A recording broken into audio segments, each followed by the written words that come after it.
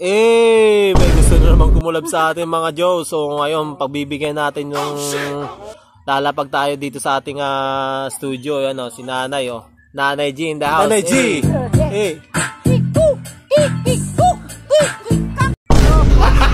Oy. So ngayon, hindi na natin patatagalin to mga Joe. So gagawa ulit tayo ng third verse para sa ating flat G.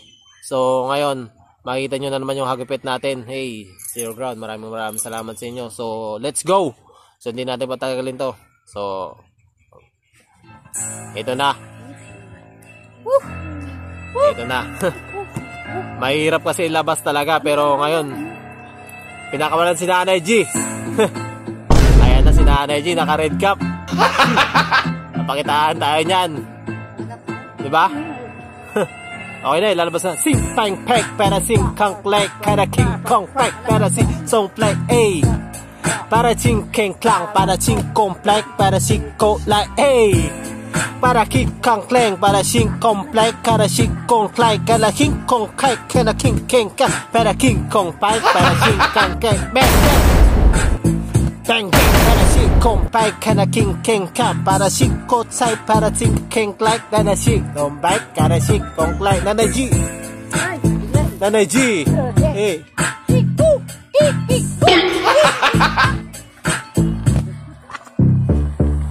Grabe yung nilabas si Nanay ng mga bars talaga. Nakakanginig mga Joe.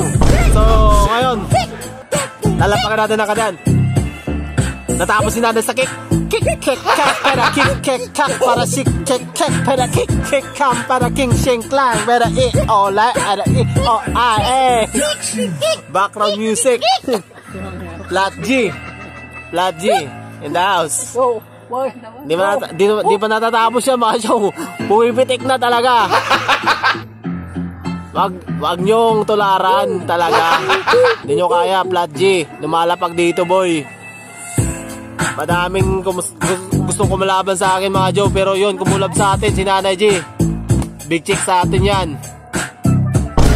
Malapit na matapos. Pero bibigyan ko kayo ng magandang finishing.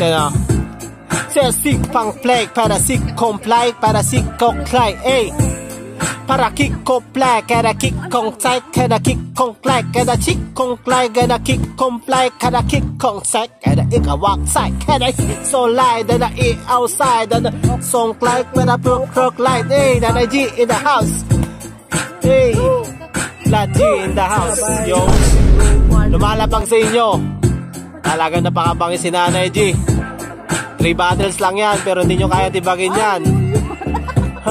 Tingnan nyo naman. Ano yun?